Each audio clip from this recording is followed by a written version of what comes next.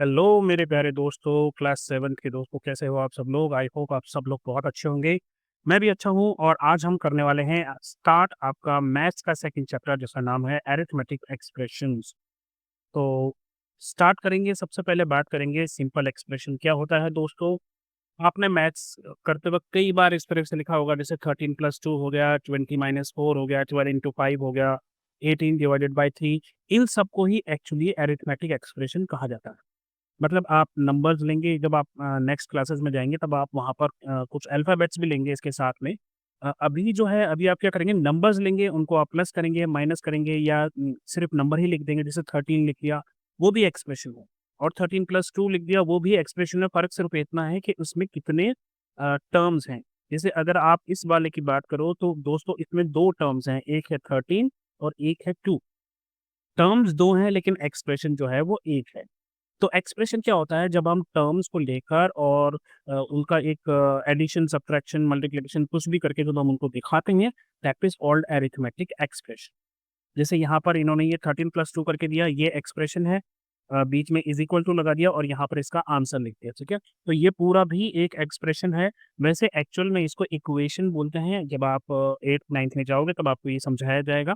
अभी आपको समझाने के लिए उन्होंने क्या कह दिया, बस एक तरीके से एक रिलेशनशिप बता दिया कि 13+2 और 15 में क्या रिलेशनशिप है, ये दोनों जो है वो इक्वल हैं, इसलिए इसको इस तरीके से शो किया है। तो ये भी अरिथमेटिक एक्सप्रेशन है। जैसे फॉर एग्ज़ाम्पल यहाँ पर मल्लिका जो है उसने ₹25 स्पेंड किए अपने लंच में। अब हमको क्या करना है, write an expression for the total amount she spends on lunch in a week. अब रोज़ ₹25 खर्च कर रही है, कितने दिन तक खर्च करेगी वो? अगर मान लीजिए मंडे टू फ्राइडे जा रही है, वो 5 दिन के लिए जा रही है, तो 25 को मल्टीप्लाई कर दोगे आप 5 से, तो ये आपका एक एक्सप्रेशन बन गया 5 इंटू 25। बस आपको ध्यान देने वाली बात क्या है, जब टर्म्स की बात आएगी ना तब आपको ध्यान रखना है, ये भी एक एक्सप्रेशन है, ये भी एक एक्सप्रेशन है, ये भी एक एक्सप्रेशन है और ये भी एक्सप्रेशन है। लेकिन यहाँ पर टर्म्स 2 हैं, यहाँ पर टर्म्स 2 हैं, यहाँ पर टर्म 1 ही है और यहाँ पर भी टर्म 1 ही है। तो सर क्या फ़र्क हुआ? इसका मतलब ये हुआ टर्म्स अलग-अलग हम तब गिनते हैं जब उनके बीच में एडिशन हो या सब्ट्रैक्शन हो। अगर मल्टीप्लाई हो रहा है या डिवाइड हो रहा है तो वो एक ही टर्म बनेगी, इसका आंसर आएगा 12, उसका भी आंसर आएगा 12। सबका आंसर 12 है, लेकिन यहाँ पर आपके 2 टर्म्स हैं, यहाँ पर आपका 2 टर्म्स हैं, यहाँ 1 टर्म और यहाँ 1 टर्म। ये चीज़ आपको याद रखनी है। मल्टीप्लाई में चाहे आप इस तरीके से लिख दो, जैसे 5 multiply by 3 multiply by 2 multiply by 7। अब आप ये नहीं बोल सकते कि यहाँ पर 4 टर्म्स हैं, टर्म एक ही होगी, टर्म एक ही होगी। इसका रिज़ल्ट जो है आप इसको मल्टीप्लाई कर दोगे, 5 टू द 10, 3 7 द 21, 210 आंसर आएगा, राइट? तो मल्टीप्लाई करते वक़्त और एक डिवाइड करते वक़्त चाहे जितनी मर्ज़ी नंबर्स आप ले लो, टर्म एक ही रहेगी, ध्यान रखना। लेकिन जैसे ही आप इसको लिख दोगे 5 + 3, तो यहाँ इस एक्सप्रेशन में 2 टर्म्स हो गई। एक हो गया आपका 5 और एक हो गया आपका +3। इसके बाद देखिए, जब हम कंपेयर करते हैं एक्सप्रेशंस को, जैसे हमने यहाँ पर अभी कंपेयर किया था ये वाला, तो यहाँ पर क्योंकि ये लेफ्ट साइड और राइट साइड इक्वल थी, इसलिए हमने बीच में इज़ इक्वल टू लगा दिया। कई ब जगह क्या होता है, जैसे कि फॉर एग्ज़ाम्पल यहाँ पर देखिए ये 10+2, यहाँ पर अब कितने टर्म्स हैं, यहाँ पर 2 टर्म्स हैं, एक 10 और एक +2, राइट? यहाँ पर भी 2 टर्म्स हैं, 7 और +1। अब 10+2 कितना हो जाएगा? ये हो जाएगा 12 और 7+1 कितना हो जाएगा? 8, और हमें पता है 12 जो है वो 8 से ज़्यादा बड़ा है। इसीलिए यहाँ पर इज़ इक्वल टू नहीं आया, यहाँ पर आया ग्रेटर देन का सिंबल। तो पहले एक फिगर इट आउट है, इसमें हमें इन्होंने क्या दे रखा है, fill in the blanks to make expression equal on both sides of the is equal to sign. मतलब आपको इज़ इक्वल टू का जो है इसको बराबर रखना है। बराबर in the sense left side की जो वैल्यू है, वो राइट साइड की वैल्यू के बराबर आनी चाहिए। तो जैसे यहाँ पर है 13+4, वो किसके बराबर हुआ? 17 के बराबर। अब 17 ऑलरेडी 6 यहाँ पर मौजूद है, तो मैं यहाँ क्या लिखूँ कि 17 बन जाए?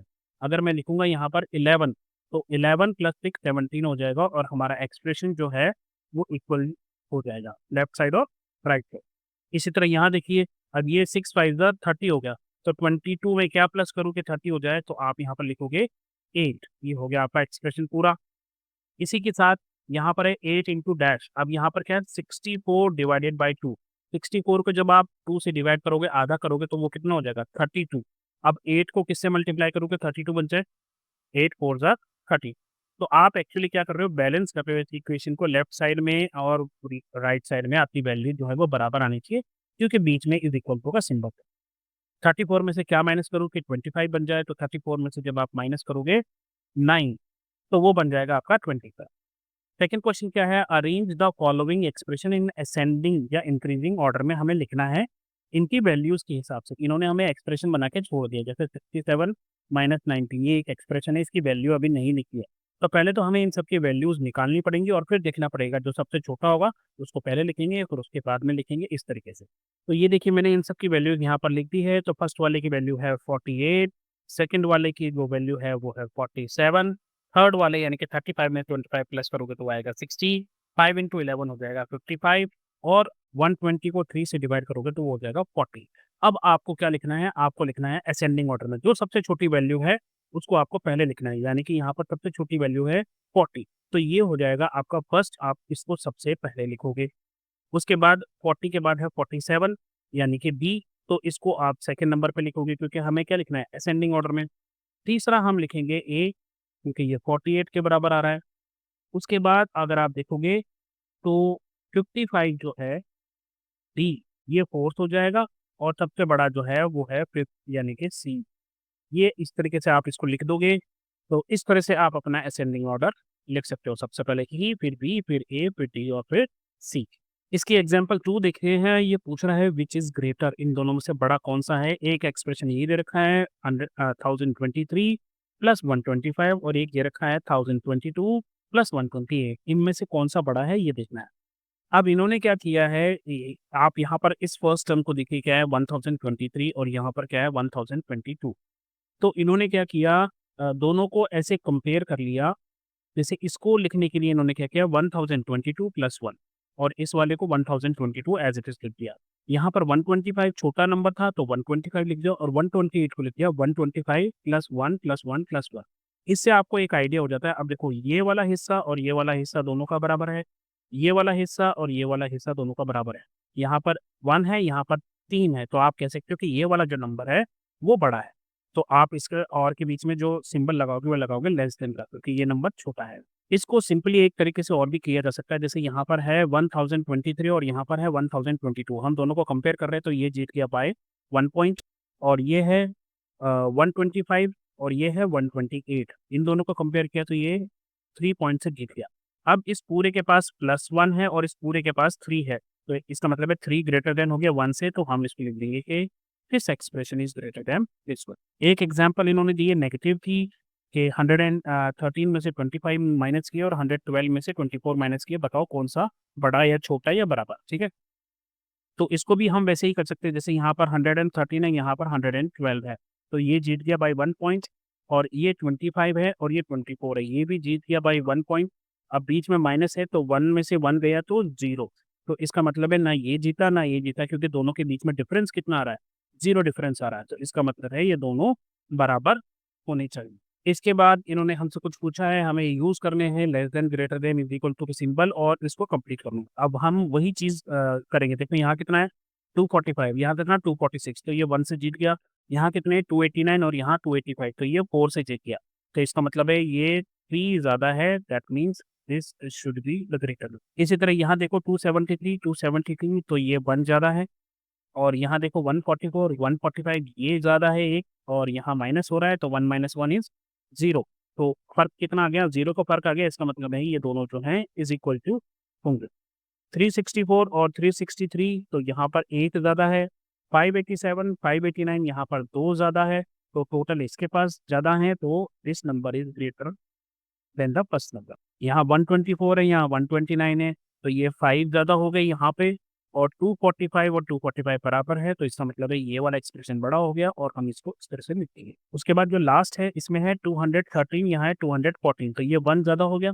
यहाँ है 77, यहाँ है 76, तो ये 1 ज़्यादा हो गया।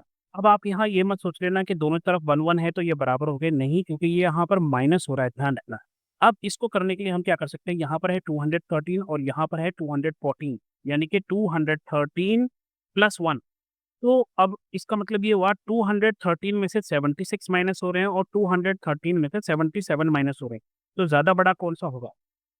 इसको समझने के लिए ऐसे देखिए, 5 में से -2 हो रहे हैं और 5 में से ही -3 हो रहे हैं। तो ज़्यादा बड़ा आंसर कहाँ पर आएगा? यहाँ पर। यहाँ आंसर आएगा 3, यहाँ आंसर आएगा 2। ऐसा क्यों हुआ?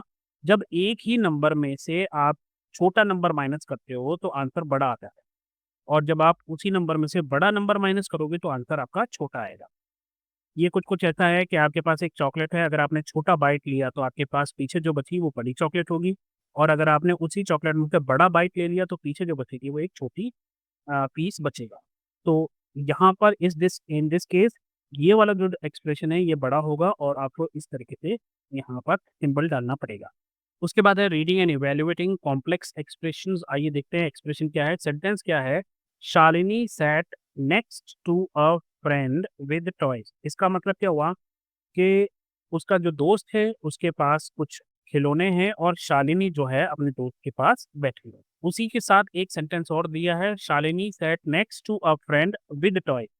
अब इसका मतलब क्या हुआ, शालिनी जो है वो अपने टॉयज के साथ बैठी है और वो अपने दोस्त के पास बैठी है। तो आपने देखा एक पंक्चुएशन मार्क से पूरा सेंटेंस जो है वो बदल गया। जैसे एक इंटरेस्टिंग सेंटेंस मैं आपको बताता हूँ, इसमें एक कॉमा से कितना फर्क बदल जाता है देखो। पकड़ो, कॉमा, ठीक है? पकड़ो, मत जाने दो, मतलब उसको जाने मत दो, पकड़ लो। और दूसरा क्या है? पकड़ो मत, जाने दो। तो मतलब एक सेंटेंस ने दोनों एक कॉमा ने दोनों सेंटेंसेस का मतलब बदल दिया। जहाँ पहले ये कह रहा है कि पकड़ लो उसको और जाने मत दो, दूसरा कह रहा है कि उसको पकड़ो मत, उसको जाने दो। हम आगे बढ़ेंगे। Example 4, Mahesh brought 30 marbles to the playground. 30 marble लेकर आया, कंचे लेकर आया। Arun bought 5 bags of marbles with 4 marbles in each bag. उसने 5 बैग खरीदे और हर बैग में 4-4 मार्बल हैं, यानी कि 5 4 ज़ा 20 हो गए। How many marbles did Mahesh and Arun bring to the playground दोनों? तो अब देखो, महेश कितने लाया? 30 और अरुण कितने लाया? वो लाया 5 बैग्स, हर बैग में 4, तो 5 इंटू 4। तो ये आपका एक्सप्रेशन हो गया इस वर्ड प्रॉब्लम के लिए। अब आप फटाफट मुझे बताओ यहाँ पर कितनी टर्म्स हैं? तो यहाँ पर केवल 2 टर्म्स हैं, एक है 30 और 5 इंटू 4 जो है इसको एक ही टर्म मानेंगे हम, क्योंकि मल्टीप्लाई और डिवाइड करते वक़्त एक ही टर्म होती है। वो जो एक्सप्रेशन था उसमें एक ही गड़बड़ है, एक्सप्रेशन में गड़बड़ ये है कि हमें ये समझ में नहीं आ रहा है कि पहले 30 को 5 में प्लस करना है या 5 को 4 में पहले मल्टीप्लाई करना है फिर करना है। इसीलिए जो है ब्रैकेट्स का बहुत इम्पोर्टेंट यूज़ होता है मैथमेटिक्स में। Brackets are very, very important. और अब जो है उसी एक्सप्रेशन को हम इस तरीके से लिख देंगे, 30 प्लस ब्रैकेट में 5 इंटू 4। इसका मतलब ये है कि पहले भाई साहब पहले ब्रैकेट सॉल्व होगा, सबसे बड़ा ब्रैकेट। ब्रैकेट को सॉल्व करने के बाद आप आंसर लिखोगे। तो पहले आप क्या करोगे, ब्रैकेट को सॉल्व करो, 5 4 ज़ा 20 आपने यहाँ लिख दिया, 30 आपने उठा के यहाँ पे लिख दिया, 30 प्लस 20 इज़ 50। तो आपका जो करेक्ट आंसर आना चाहिए वो आना चाहिए 50। अगर आप इसको पहले ऐसे कर दोगे कि 30 को पहले 5 में प्लस कर दो तो 35 होगा, 35 को 4 से मल्टीप्लाई करेंगे तो वो हो जाएगा 140। तो 140 तो नहीं लाए थे वो ना, इसीलिए ब्रैकेट का इम्पोर्टेंस इतना बढ़ जाता है। जैसे एक एग्जांपल और है, इरफान है उसने बिस्किट्स के पैकेट्स खरीदा है 15 रुपीज़ का और तुअर दाल का खरीदा है 56 का। उसने शॉपकीपर को दिया 100 रुपीज़। अब एक एक्सप्रेशन लिखना है जो हमें मदद कर सके कैलकुलेट करने में कि इरफान को कितना पैसा वापस मिलेगा। तो बहुत सिंपल सी बात है, उसने 100 रुपए दिए, हमने 100 रुपए लिख दिए। फिर उसने जो है 15 रुपीज़ और 56 रुपीज़ ये काटे। तो क्या हम इसको इस तरीके से लिखेंगे? ये तो गलत होगा, क्योंकि 100 में से 15 भी माइनस होगा और 100 में से 56 भी माइनस होगा, क्योंकि ये दोनों शॉपकीपर को दिए हैं उसने, तो यहाँ प्लस नहीं आएगा, राइट? इसीलिए इसको सही तरीके से हम लिखेंगे ऐसे कि इन दोनों को प्लस कर लो, 15 और 56 जो उसको दिए हैं और उसको माइनस कर दो। इसीलिए ब्रैकेट का इम्पोर्टेंस अब देखो आपको, अब कितना ईज़ी हो गया ये, 100 में से हमें 15 और 56 को प्लस करके और माइनस कर देना है और आंसर आ जाएगा 29। टर्म्स ऑफ इन एक्सप्रेशन ये दोस्तों हम ऑलरेडी बात कर चुके हैं। 12 प्लस 7 ये एक्सप्रेशन है, इसमें टर्म्स कितने हैं? एक 12 है और एक 7 है क्योंकि बीच में प्लस है। इसी तरीके से 83 माइनस 14 है, इसमें भी 2 टर्म्स हैं, एक 83 एक 14 क्योंकि बीच में जो है माइनस है। इसने इसको क्या किया है, जैसे आप -14 है, अगर आप ऐसे लिख रहे हैं 83 माइनस 14 तो इसका मतलब ये है कि आप 83 में प्लस भी कर सकते हैं किसको? -14 को। -14 को आप इस तरीके से लिख सकते हो, ऐसे भी लिख सकते हो इसको। क्यों? क्योंकि अल्टीमेटली जब ये प्लस माइनस माइनस हो जाएगा, आपको आई एम श्योर आपने 6 में पढ़ा होगा कि plus into minus is minus, तो 83 माइनस 14 इसको इस तरीके से भी एक्सप्रेशन के तौर पर लिखा जा सकता है। Check if replacing subtraction by addition in this way does not change the value of the expression. तो वैल्यू में कोई फर्क नहीं आएगा, चाहे आप इस तरीके से लिखो चाहे इस तरीके से करो, दोनों का आंसर सेम आएगा 69। Can you explain why subtracting a number is same as adding its inverse using a token model integer that we saw in the sixth of textbook of mathematics। Token model आप इस तरीके से समझ लो, देखो simple सी आसानी कि जो positive number है उसको आप ले लो किसी एक कलर में, जैसे मैंने ले लिया व्हाइट कलर में, और जो नेगेटिव वाला नंबर है उसको मैंने ले लिया ब्लैक कलर में। तो इस तरह अगर मैं इसको यहाँ देखूँ तो 83 व्हाइट में से 14 नेगेटिव चली जाएंगी तो 69 व्हाइट बचेगी। अब यहाँ पर भी वही होगा, 83 में व्हाइट में आप 14 नेगेटिव बॉल्स को या ब्लैक बॉल्स को हटाओगे तो वापस 69 व्हाइट बॉल्स आपके पास बचेगी। तो इस तरीके से भी आप लिख सकते हो, -18 इंटू -3 को आप कैसे लिख सकते हो, -18 उसमें प्लस करेंगे -3, ये भी एक्सप्रेशन सही है और ये भी एक्सप्रेशन सही है। 6 इंटू 5 प्लस 3 आपको ये बता दिया है कि ये जो है एक ही टर्म होगी और दूसरी टर्म यहाँ पर होगी, क्योंकि प्लस जहाँ पर आएगा वो अलग अलग करता है टर्म्स से। ये अलग टर्म है, ये अलग टर्म है और ये एक ही टर्म है। तो 2 -10 और 4 इंटू 6 आपकी टर्म्स हो गई। अब ये चाहते हैं कि हम यहाँ पर एक टेबल कंप्लीट करें, इन्होंने क्या दिया 13 -2 प्लस 6, तो यहाँ पर ये 13 आ गया, ये -2 आ गया, ये 6 आ गया, तो टर्म्स हो गई 3। अब यहाँ पर टर्म्स कितनी है, एक टर्म तो 5 हो गया, क्योंकि 5 और 6 के बीच में प्लस है, ये दोनों मल्टीप्लाई हो रहे हैं तो ये एक ही टर्म हो। तो आपकी टर्म्स क्या हो गई यहाँ पर, एक हो जाएगी आपकी 5 और दूसरी टर्म आपकी हो जाएगी, चाहे तो आप यहाँ पर 18 लिख लो, चाहे आप 6 इंटू 3 करके छोड़, ठीक। यहाँ पर 4, 15 और -9 यहाँ पर आप लिख दोगे और 3 टर्म्स यहाँ पर आ गई।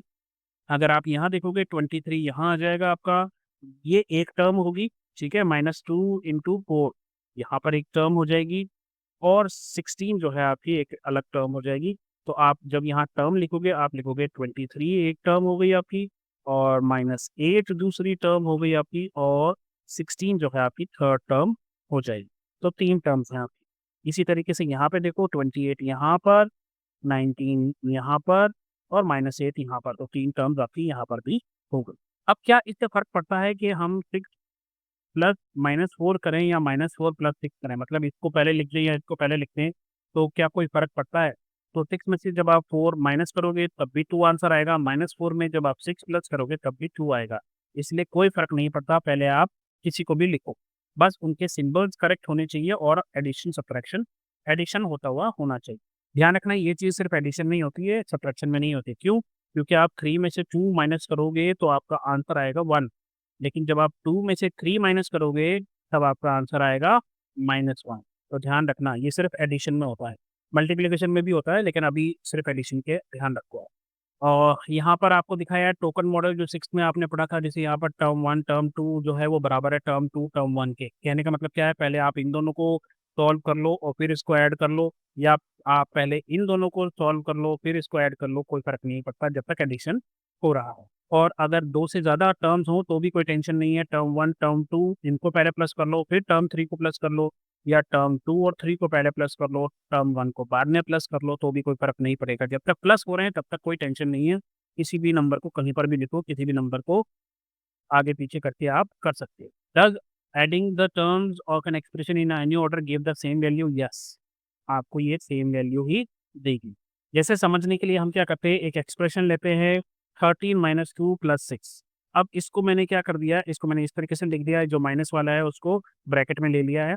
अब डिफरेंट ऑर्डर्स देखिए, ठीक है? पहले मैंने 13 को लिखा और फिर -2 को लिखा, इन दोनों को पहले प्लस किया, 6 को छोड़ दिया।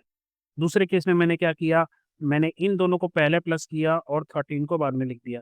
तीसरा मैंने क्या किया, इन दोनों को पहले लिया और -2 को बाद में लिया। तीनों बार जो आंसर है मेरा 17 ही आ रहा है, तो इसका मतलब है जब तक एडिशन हो रही है, तब तक आप किसी भी नंबर को कहीं पर भी लिखो, कोई फ़र्क नहीं पड़ता। हर बार जो है आपका आंसर सेम ही आएगा। अब यहाँ पर इन्होंने एक्सप्रेशन दे रखा है 30 + 5 × 4, इसको कैसे इन्होंने किया है, 30 को अपनी जगह लिखा है और 5 × 4 को पहले सॉल्व किया है, तो 30 और 20 = 50। इसी तरीके से एक एक्सप्रेशन है 5 × 3 + 2 + 78 + 3 इज़ इवैल्यूएट। अब इसको कैसे इवैल्यूएट करना है, ध्यान रखिए कि ये जो ब्रैकेट है इसका मतलब भी मल्टीप्लाई हो रहा है। तो पहले ये चीज़ सॉल्व होगी, यहाँ थोड़ा-सा एरर लग रहा है दोस्तों, यहाँ पर इन्होंने 78 लिखा है और इसको 7 इंटू 8 कर दिया है, तो या तो यहाँ पर मल्टीप्लाई होना चाहिए था 7 इंटू 8 करके होना चाहिए था, तब तो ये ठीक था। बाकी आप 78 को 7 इंटू 8 नहीं लिख सकते हो, या कुछ तो ऐसा सिंबल होना चाहिए था, या फिर 7 ब्रैकेट होता, 7 इंटू 8 होता, तब भी ये 7 इंटू 8 हो जाता। पर अभी ये जो है इसको आप रहने ही दो, क्योंकि ये और कन्फ्यूज़ करेगा आपको, ये एक्सप्रेशन ही इन्होंने गलत कर रखा है। खैर, छोड़िए इसको। अगर हम इस बारे में बात करें कि प्योरली इसको इस तरीके से लें, तो पहले सबसे पहले ब्रैकेट सॉल्व होगा, 3 + 2 5 होगा, 5 को 5 से मल्टीप्लाई करेंगे तो इस वाले का जो आंसर आएगा वो आएगा 25। फिर ये पूरा 25 हो गया, ये 78 ही रहेगा दोस्तों, या फिर यहाँ पर कुछ होना चाहिए था और इसको फिर इसमें 3 प्लस कर देंगे। तो ये थोड़ा-सा एक्सप्रेशन बुक में ही गड़बड़ है। आगे बढ़ते हैं, Mansa is adding a long list of numbers, it took her 5 minutes, तो उसको क्या 5 मिनट लगे इन सभी नंबर्स को जोड़ने में, और उसका आंसर आया 11,714। फिर उसको रियलाइज़ हुआ कि भाई साहब मैं तो एक नंबर भूल ही गई, मुझे 9055 ऐड करना था। अब क्या उसको एडिशन जो है वापस से शुरू कर देनी चाहिए, पहले वापस से इसको लिखो, फिर इसको लिखो, फिर प्लस करो? नहीं, ऐसा नहीं करना चाहिए। देखो 5 नंबर में से 4 नंबर तो उसने ऑलरेडी जो हैं वो प्लस करनी है, उनका आंसर तो आ ही गया है। तो अब उसमें सीधा 9055 जो भी आंसर आया है, उसमें 9055 ऐड कर दे और जो भी आंसर आएगा वो टोटल आंसर आ जाएगा, तो इसको दोबारा करने की ज़रूरत नहीं है। तो अभी हमने जितना भी ऊपर पढ़ा वो है कम्यूटेटिव प्रॉपर्टी ऑफ एडिशन, मतलब आप पहले किसी को भी लिखो, बाद में किसी को भी लिखो, अगर प्लस हो रहा है तो दैट मीन्स सॉल्यूशन जो है सेम, आंसर जो है वो सेम आएगा दोनों। तो वीडियो थोड़ा-सा लंबा हो रहा है दोस्तों, अभी हम इतना ही करेंगे। अगले बार जब हम मिलेंगे तो अब हम बात करेंगे swapping the order of the things in everyday life, और इसके आगे जो क्वेश्चन्स हैं उनको भी सॉल्व करेंगे। तो अभी के लिए बस इतना ही, अपना ध्यान रखें, मम्मी-पापा का कहना मानें, और जब भी कोई प्रॉब्लम हो तो नॉक कीजिए और बोलिए हेलो अध्यापक, take care, bye bye, have fun, all the very best.